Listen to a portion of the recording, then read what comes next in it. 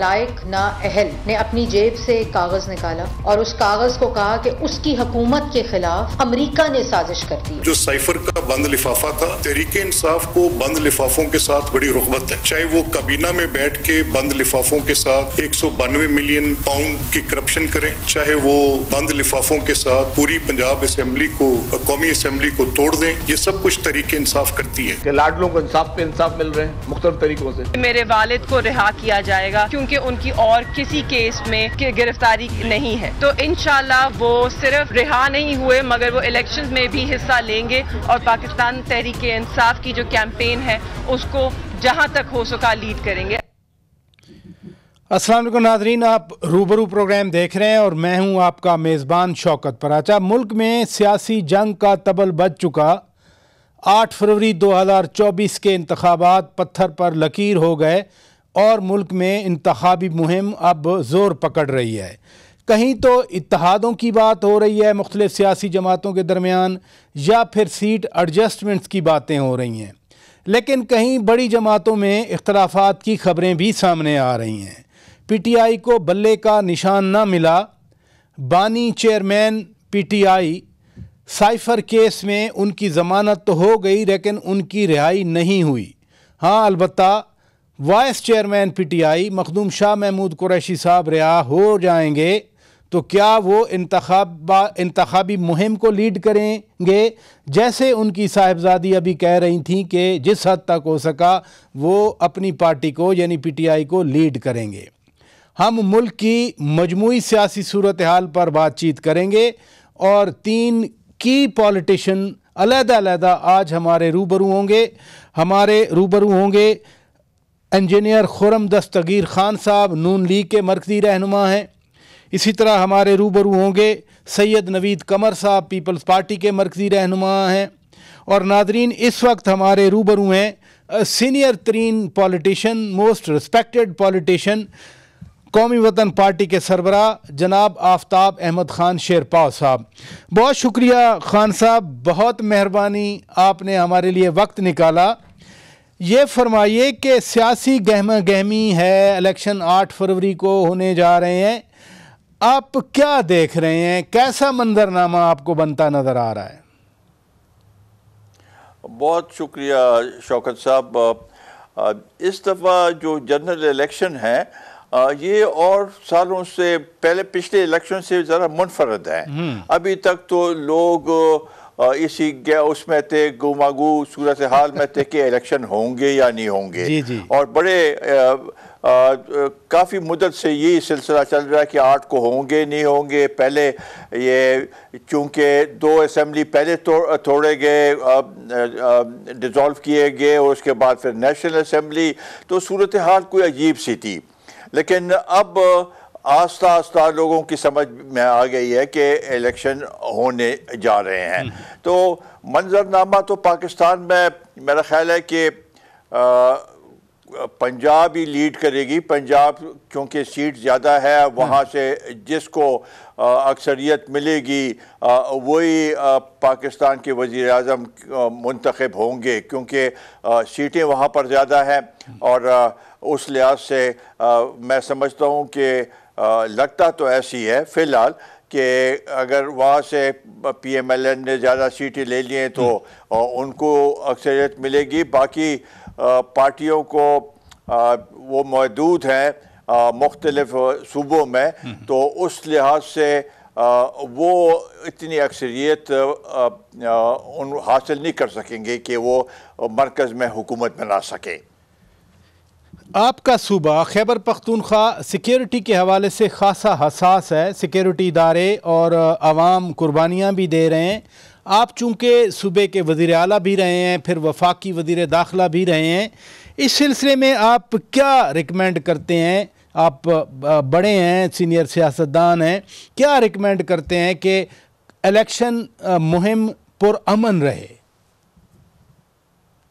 शौकत साहब, ये वाकई सही बात है। हम इसके लिए आवाज़ उठाते रहे हैं कि हालात मुख्तलिफ इलाकों में, ख़ासकर जनूबी अजला जो है इस सूबे के, वहाँ पर रोज़ाना के बुनियाद पर दहशत गर्दी के हमले हो रहे हैं और ख़ासकर पुलिस और लॉ इन्फोर्सिंग एजेंसीज़ को निशाना बनाया जा रहा है, जिसकी वजह से उनमें भी मायूसी आ रही है और उस लिहाज से लोग भी परेशान हैं, वोटर भी परेशान है और साथ ही साथ जो कैंडिडेट्स हैं उस इलाके के वो भी परेशान हैं। ये सिलसिला शायद मुझे तो ऐसे लगता है कि बाकी जगहों में भी, बाकी ज़िलों में भी और ये जो पेशावर वैली है इसमें भी हालात कोई अच्छे नहीं हैं। तो बुनियादी तौर पर तो जो केयर टेकर हुकूमत है, निगरान हुकूमत है और मरकज़ी सूबाई और लॉ इन्फोर्सिंग एजेंसीज़ को इसके ऊपर तवज्जो देने की ज़रूरत है। अगर यही हालात रहे तो टर्न आउट भी कम होगा और बाज़ इलाकों में कैंडिडेट्स अपने वोटर्स तक नहीं पहुंच सकेंगे। पिछले इलेक्शन में भी सूरत हाल ऐसी थी, लेकिन इस दफ़ा अब कोई ज़्यादा ही गंभीर है। तो लिहाजा हमारी तो ये ख्वाहिश होगी कि तवज्जो इसी पे दी जाए। सारे इलेक्शन कमीशन को भी चाहिए कि वो सूबों को और ख़ासकर हमारे सूबों के जो लॉ इन्फोर्सिंग एजेंसीज़ हैं, पुलिस है और फ्रंटियर कंस्टेबलरी है, फ्रंटियर कोर है, इन सब को भी हिदायत दी जाए कि भाई आपने इलाके को कवर करना है और ख़ासकर इलेक्शन के दिन पे, अगर चलिए दिन तो गुजर जाएंगे, इलेक्शन के दिन पे खुसूसी इंतज़ामात किए जाएँ ताकि लोग आसानी पोलिंग स्टेशन तक पहुंच सके और वहां पर अपना वोट डाल सके। ये फरमाइए कि सीट एडजस्टमेंट की भी बातें हो रही हैं, ANP, JUI, पीपल्स पार्टी आपके सूबे में को बातचीत कर रहे हैं, आपकी क्या पॉलिसी है? शौकत साहब, हमारी भी सीट एडजस्टमेंट के लिए मुख्तलिफ सियासी पार्टियों ने राब्ता किया है, हमने भी राब्ता किया है। तो उनके साथ बैठ के बातचीत होगी।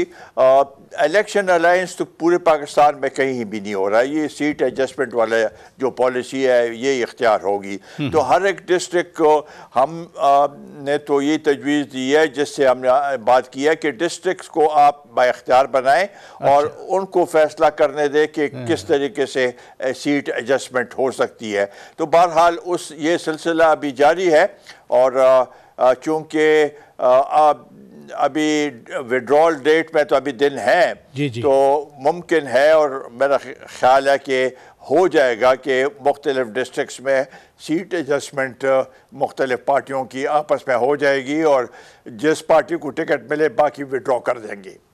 तो ये एडजस्टमेंट यानी कौमी वतन party, JUI, ANP, peoples party, इनकी PTI के मुखालिफ होगी? तो चूँकि PTI के अगर आप देखें तो हमने सब ने मिल के तहरीक चलाई थी, हम सब ने मिल के PTI को हुकूमत से इस लिहाज से निकाला कि वोट ऑफ नो कॉन्फिडेंस के ज़रिए आईनी तरीके से।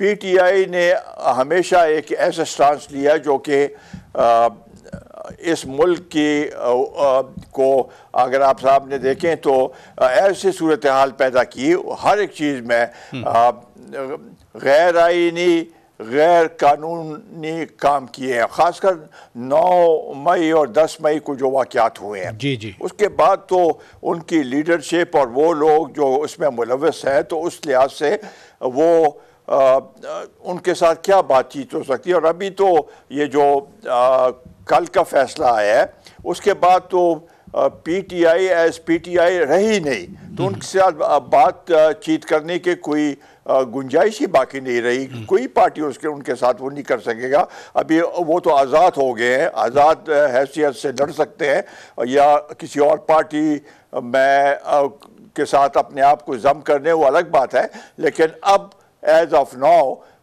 उनकी पोजीशन ये है कि वो PTI as a party exist नहीं कर रही। बल्ले के निशान का आपने जिक्र किया कि फ़ैसला आया, बल्ले का निशान ख़त्म हो गया, वो पार्टी नहीं अब एज अ पार्टी इलेक्शन में हिस्सा ले सकती।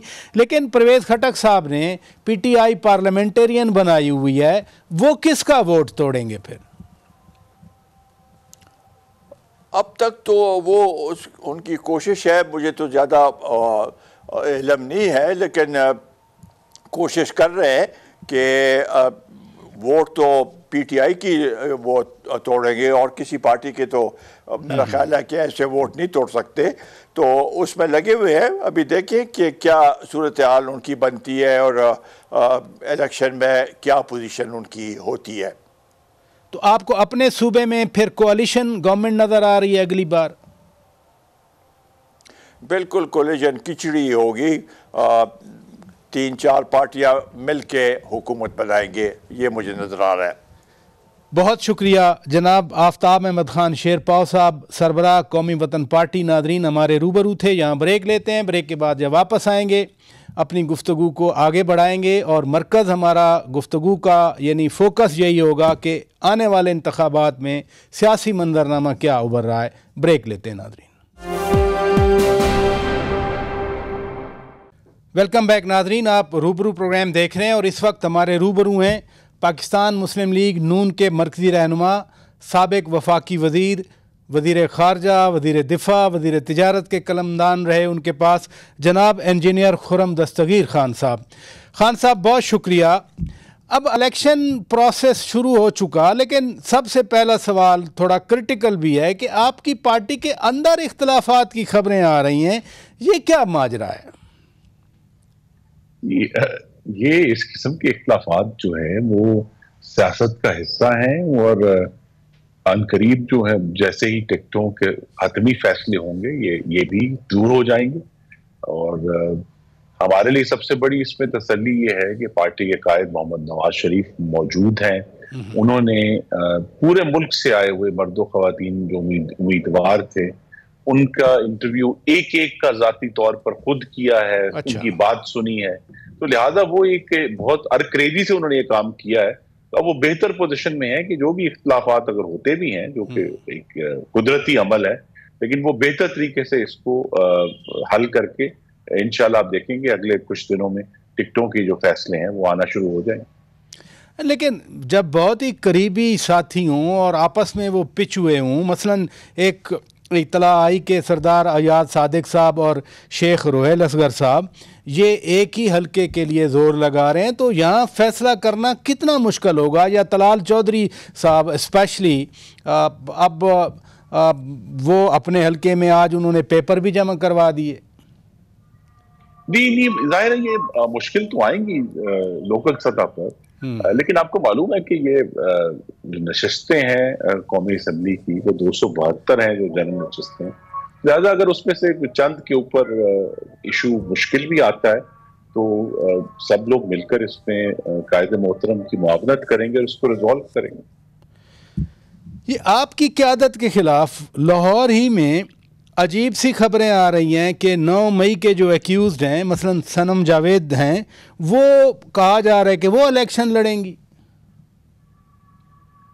جی تو انتخابات میں اگر کوئی قانون کے مطابق انتخابات لڑنے کے لیے آزاد ہیں تو ضرور لڑیں، یہ تو اس میں کوئی ایسا معاملہ نہیں ہے کہ ہم نے پہلے بھی مقابلہ کیا ہے پھر مقابلہ کریں گے، اور تمام تر مقابلے جو مشکل 2018 کے انتخابات میں ہیں تب بھی مسلم لیگ نون نے 1,28,00,000 ووٹ پول کیے تھے پورے ملک میں، لہذا مقابلہ تب بھی کیا تھا، اب بھی انشاءاللہ کریں گے۔ ایم کے M, G D A, J U I, P M L N, بڑا عرصہ خبریں چلتی رہیں کہ اتحاد ہو گیا خاص طور پر سندھ میں، پھر یہ کیا ہوا اچانک کہ ایم کے ایم نے کہا کہ ہمارا تو کوئی اتحاد نہیں ہوا؟ آج وہ کہہ رہے تھے ان کے ایک رہنما کہ ہم سیٹ ایڈجسٹمنٹ بھی نہیں کریں گے، یہ کیا اچانک مسئلہ بن گیا؟ کوئی ٹرن آ گیا نیا پاکستان کی سیاست میں؟ جی ابراہیم صاحب، آپ اسلام آباد کے مستقل شہری ہیں اور جانتے ہیں کہ یہاں کس طرح جو سیاست اور حاکمیت کے جو گڈ مڈ فیصلے ہیں وہ ہوتے رہتے ہیں، اور تمام سیاسی جماعتیں جو ہیں وہ اپنے بہترین نتائج کے لیے کوشش کر رہی ہیں، لیکن اس وقت جو ہم دیکھ رہے ہیں پاکستان کی سیاست میں وہ ایک تجربہ عمرانی کی ناکامی کے بعد آپ کہہ رہے ہیں ایک مزمحل فیز ہے سیاست کا، جس میں اب سب نے پریکٹیکلی دوبارہ سے جو جمہوری عمل ہے اس کو میز پر لے کر آنا ہے, اس کو لے کر آگے جانا ہے. تو اس طرح کی گفتگو ہو رہی ہے, لیکن اب چونکہ چند ہفتے ہیں تو ہمیں اب قیاس اللہ تعالیٰ پر اور پاکستان کے عوام پر کرنا ہے کہ وہ درست فیصلہ کریں گے.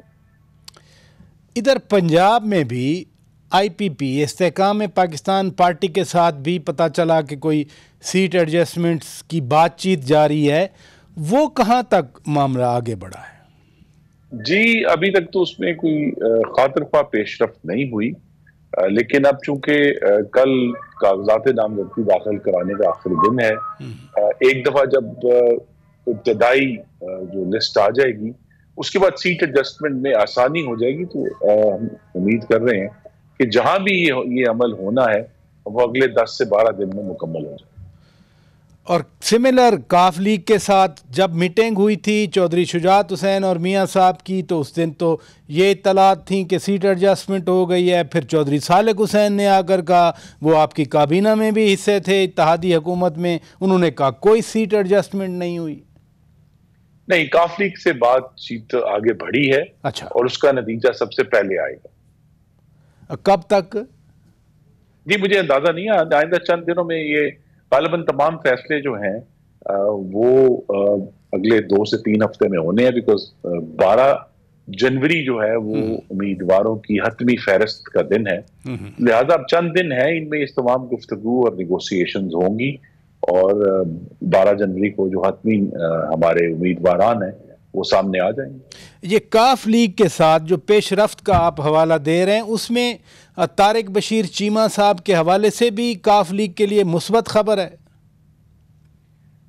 جی دیکھیے, یہ ہمارے لیے ایک چیلنجنگ معاملہ ہے, لیکن کاف لیگ نے ان 16 ماہ میں پارلیمان میں بھی اور کابینہ میں بھی ایک بڑا مثبت رویہ اختیار کیا ہے, اور بڑی خندہ پیشانی کے ساتھ شہباز شریف کی سپورٹ کی ہے مسلم لیگ جو دوسری 15 جماعتیں تھیں.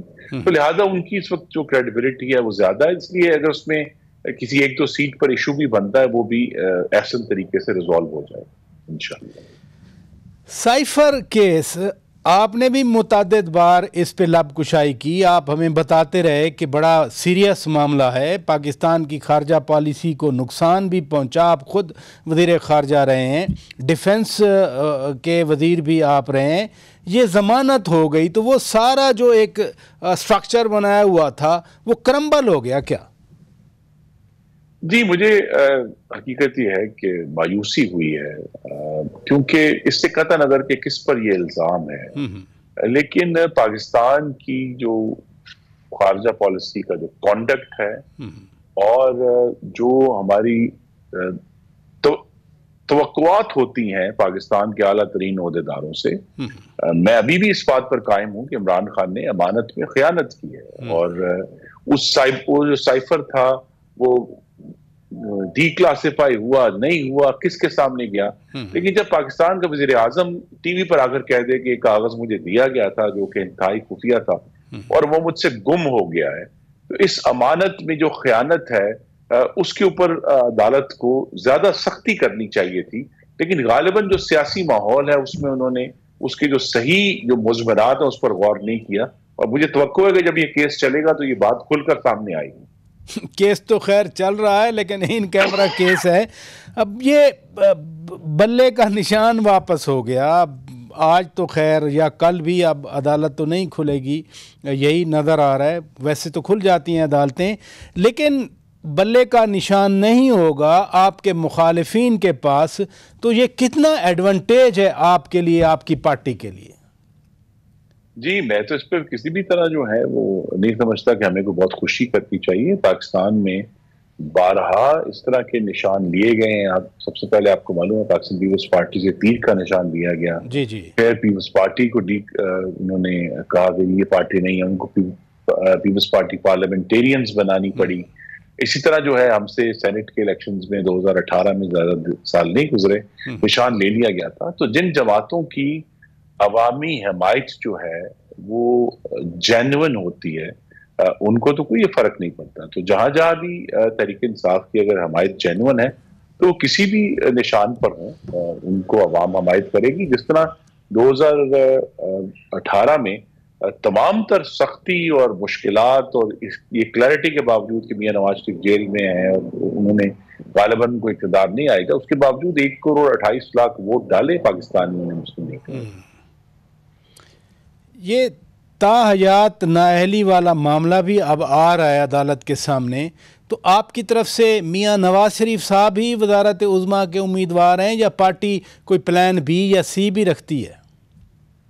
جی، ہمارے امیدوار تو محمد نواز شریف ہی ہیں، اور ہمیں یہ بھی توقع ہے کہ اس معاملے میں جو عدالت ہے وہ اس بات کو دیکھے گی کہ عدالت نے ایک ایسے وقت فیصلہ کیا جب اس پر کوئی قانون سازی موجود نہیں تھی۔ اب جبکہ پارلیمنٹ نے عوام کی منشا ظاہر کر دی ہے باقاعدہ ایک قانون کے ذریعے، کوئی ریزولوشن نہیں ہے، تو لہذا اس وقت تو پاکستان کا قانون ہی لاگو ہے، تو قانون کا احترام ہمیں یہ توقع ہے کہ جو عدالت ہے وہ بھی کرے گی، اور قانون یہ کہتا ہے کہ کسی بھی شخص کو جو نااہلی ہے وہ 5 سال سے زائد نہیں دی جا سکتی۔ بہت شکریہ انجینئر خرم دستگیر خان صاحب، مسلم لیگ نون کے مرکزی رہنما۔ ناظرین ہمارے روبرو تھے، یہاں بریک لیتے ہیں، بریک کے بعد جب واپس آئیں گے پیپلز پارٹی کے مرکزی رہنما اور وہ بھی متعدد بار وفاقی کابینہ کا حصہ رہے سید نوید قمر صاحب ہمارے روبرو ہوں گے۔ Stay with us. Welcome back ناظرین، آپ روبرو پروگرام دیکھ رہے ہیں اور اس وقت ہمارے روبرو ہیں پیپلز پارٹی کے مرکزی رہنما، متعدد بار وفاقی کابینہ کا حصہ رہے، سابق وزیر دفاع، سابق وزیر تجارت، سابق وفاقی وزیر خزانہ سید نوید قمر صاحب۔ بہت شکریہ سائیں، آپ نے وقت دیا۔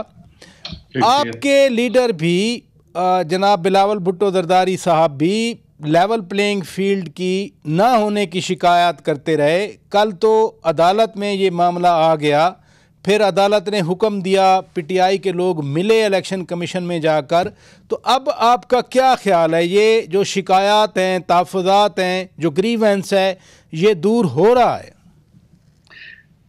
دیکھیں، بات ساری یہ ہے کہ الیکشنز جب بھی ہوں اور قانون کے آئین کے مطابق ہی ہونے چاہیے، وہ کریڈیبل ہونے چاہیے، اور کریڈیبلٹی تب آتی ہے جب نہ صرف یہ ہے کہ جیسے وہ کہتے ہیں کہ justice should be not only be done but be seen to be done, اسی طرح سے جو یہ پروسیس ہے وہ بھی should not just be seen to be done but it should people should have the faith کہ اس میں جو ہے یہ صحیح بات ہو رہی ہے، ورنہ فائدہ کیا ہے؟ ورنہ پھر ایسی ایک سلسلہ چل رہا ہے۔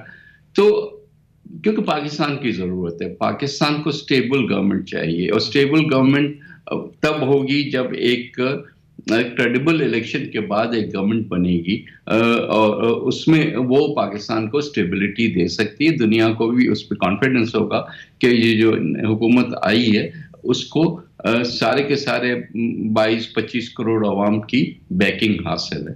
تو وہ کریڈیبلٹی جو ہے وہ پاکستان کے لیے، پاکستان کی عوام کے لیے جو ہے بہت لازم چیز ہے۔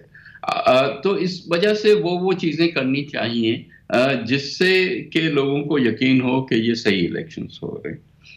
تو میرا خیال ہے کہ کل جو سپریم کورٹ نے ریمارکس بھی دیے، لیٹرل جو ججمنٹ دیے، ان ریمارکس میں بھی پوری پاکستان کی تاریخ جو ہے وہ انہوں نے سمیٹی ہوئی ہے کہ پاکستان کے پرائم منسٹرز کو جو ہے وہ پھانسی بھی دی گئی، پاکستان کے پرائم منسٹرز کو جلا وطن بھی کیا گیا، لیکن یہ ساری چیزیں اگر اس کے پرسپیکٹو میں دیکھی جائیں تو ہر ایک کو موقع ملنا چاہیے الیکشنز میں حصہ لینے کا۔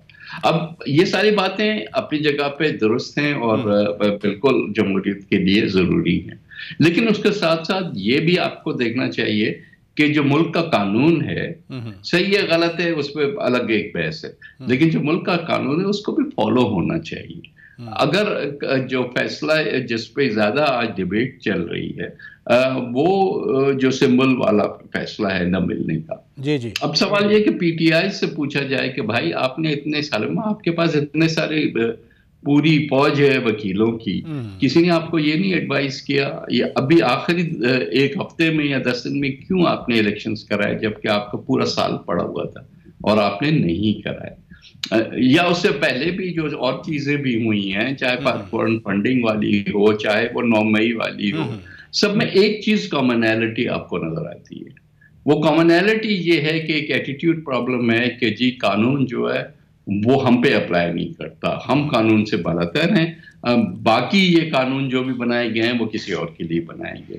جب یہ ایٹیٹیوڈ ہوتا ہے تو پھر آپ اسی چیز میں پھنستے ہیں. یہ پہلی دفعہ نہیں ہوا, ہم نے یہ دیکھا کہ آپ نے دیکھا 18th امینڈمنٹ کے ٹائم پہ جو چیزیں صادق امین والی یا اس قسم کی اور چیزیں جو نہیں نکالی گئی یا لیجسلیشن جو ہوئی, میاں نواز شریف صاحب نے اس کو ریزسٹ کیا, خود کو وہ بھگتنا پڑا. تو اسی طرح سے ان کو بھی یہی ہے, بھائی آپ ریزسٹ کیوں کرتے, جو قانون اس کو فالو کرو. آپ نے خود ہی یہ فارن فنڈنگ کا ذکر کر دیا, توشہ خانہ کا ذکر کر دیا, 9 مئی کے واقعات بیان کر دیے. تو نون لیگ کی ترجمان مریم اورنگزیب صاحبہ نے آج ایگزیکٹلی یہی 3 جو کیسز ہیں ان کا حوالہ دے کر کہا کہ جی کل تو ایسا ثابت کیا گیا کہ جیسے بانی چیئرمین پی ٹی آئی معصوم ہیں. تو کیا واقعی یہ امپریشن آپ کا بھی ہے؟ نو, دیکھیں کورٹ نے کیا کہا ہے اس کو پلیز غور سے پڑھیں. ان کے وکیل نے کیا پریس کانفرنس کی اس کو نہ دیکھیں. بات ساری یہ, کورٹ نے یہ کہا کہ آپ اگر یہ کہہ رہے ہو کہ ملک کو نقصان ہوا یا کسی اور ملک کو فائدہ ہوا تو آپ نے کہاں کس طرح سے اس کنکلوژن پہ پہنچے. وہ پہنچنے کے لیے آپ کو انویسٹیگیشن کرنی ہے اور ایک تھرو انویسٹیگیشن کرنی ہے, وہ آپ نے کی نہیں ہے. تو فلا جو ہے وہ انویسٹیگیشن میں ہے, ناٹ ان کہ وہ بالکل جو ہے وہ پاک پوتر ہو کے باہر نکل آئے. یہ فرمائیے کہ ایم کے M Pakistan, P M L N یعنی Noon league, J U I, J D A, Sindh میں بڑا شور ہوا, بڑی خبریں آئیں, ایک تاثر آیا کہ بالکل اتحاد ہو گیا. اب ایم کے ایم پاکستان کے رہنما خود کہہ رہے ہیں کہ بھائی کوئی اتحاد نہیں ہوا, ہم تو سیٹ ایڈجسٹمنٹ بھی نہیں کر رہے. یہ تبدیلی کیسے آ گئی؟ دیکھیں یہ اعلانات کرنا بہت آسان ہوتا ہے, لیکن جب پریکٹیکلی آپ دیکھتے ہیں تو یہ ساری چیزیں اتنے آسان نہیں ہوتی. آپ کو بھی پتہ ہے, ہماری جے یو آئی سے بھی باتیں ہو رہی ہیں, جہاں سیٹ ایڈجسٹمنٹس ہو سکتی ہیں وہاں تو سیٹ ایڈجسٹمنٹس ہو رہی ہیں. لیکن جب آپ یہ ایکسپیکٹیشن لے کے جاتے ہیں کہ جی بس اب ہمارا الائنس ہو گیا, اب جتنی ہم سیٹیں مانگے وہ سب ہمیں مل جائیں گی, اور پھر تو پریکٹیکل پالیٹکس میں تو یہ نہیں ہوتا نا. ہر ایک کی اپنی اپنی خواہشات ہوتی ہیں, اپنی اپنی ایک ڈومین ہوتی ہے. وہی ہم کہہ رہے تھے کہ جی سارے مل تو بھلے جائیں اور ہمیشہ مل کے ہی لڑتے ہیں ہمارے سامنے, تو ہمیشہ اکٹھے ہی آئیں, لیکن وہ ایک دوسرے کو کیا ہیلپ کریں گے.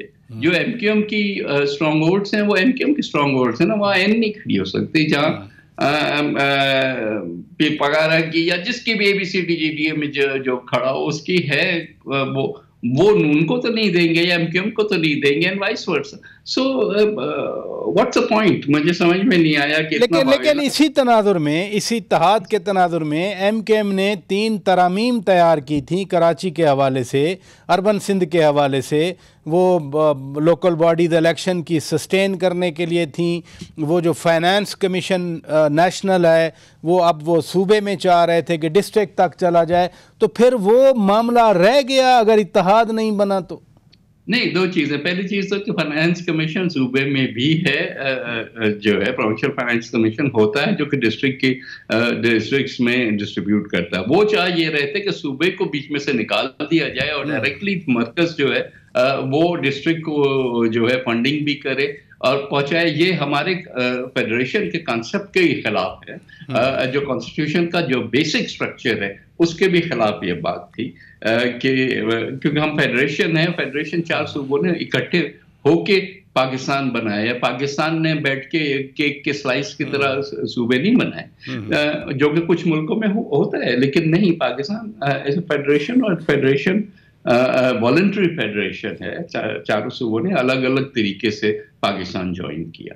تو اس کو صوبوں کو ایلیمینیٹ کر دینا جو ہے پاکستان کے بیسس کو ہی جو ہے وہ ڈینائی کرنے کی بات ہو رہی ہے. تو اس لحاظ سے, اور نہ ہی پریکٹیکلی پاسبل تھا کہ جی یہ 2 پارٹیز آپس میں مل کے پوری کانسٹیٹیوشنل امینڈمنٹ کر دیں, بلکہ basic structure of constitution change کر دیں.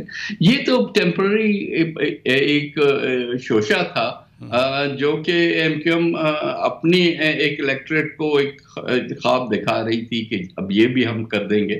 Practically it's not possible. اچھا، یہ عجیب سی ڈیولپمنٹ ہوئی. سابق صدر آصف علی زرداری صاحب سے سابق وفاقی وزیر فیصل وارڈا صاحب کی ملاقات ہوئی ہے، تو کیا وارڈا صاحب اب پیپلز پارٹی جوائن کرنے والے ہیں؟ دیکھیں جس دن وہ اعلان کریں گے وہ آپ بھی سنیں گے، میں بھی سنوں گا. نہیں، وہ ڈیولپمنٹس کچھ پیش رفت تو اعلان سے پہلے ہو جایا کرتی ہے، تو میں تو اس پیش رفت کے بارے میں جاننا چاہ رہا ہوں. بات چیت ہوئی ہے تو بات چیت ظاہر ہے کہ اس سے کوئی نتائج جب نکلیں گے تب ہم دیکھیں گے نا. کیونکہ جس شفقت کے ساتھ آصف علی زرداری صاحب نے وہ ان کو جیسے پیار کیا جاتا ہے، بچوں کو جیسے شفقت کا ہاتھ رکھا جاتا ہے، مجھے تو اس تصویر میں وہ نظر آیا، میں اس لیے پوچھ رہا ہوں. زرداری صاحب کی جو طبیعت ہے وہ یہ ساری چیزیں اس کا حصہ ہیں. کئی لوگ جو ہیں وہ ان کو وہ اس طرح سے ہی ان سے پیار کرتے ہیں، لیکن لوگ اس کے اپنا اپنا مطلب نکالتے ہیں. انہوں نے کہہ دیا کہ محسن نقوی میرا بیٹا ہے یا گوہر اعجاز میرا بیٹا ہے، تو ٹھیک ہے نا، وہ تو ان کا طریقہ ہے. یہ سارے لوگ ان سے بھی جو ہے ان کی رسپیکٹ کرتے ہیں. اب سیاست میں کیا ہوتا ہے کیا نہیں ہوتا یہ تو پھر وقت کے ساتھ پتہ چلتا ہے. چلیں، بہت شکریہ. ناظرین، سید نوید قمر صاحب سابق وفاقی وزیر اور پیپلز پارٹی کے مرکزی رہنما ہمارے روبرو تھے. باقی مہمانوں کا بھی ہم شکریہ ادا کرتے ہیں. اپنے میزبان شوکت پراچا کو اجازت دیجیے. خدا حافظ.